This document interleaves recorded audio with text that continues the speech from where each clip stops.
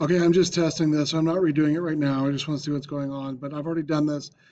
So to solve by square root, we isolate the squared term. So we're going to add 10 and divide by 64. Simplify that fraction if you can. If not, then we have n squared equals 49 over 64. Take the square root of both sides and turn it into plus and minus. We can't leave unsimplified radicals, so we're going to do square root of 49 over square root of 64.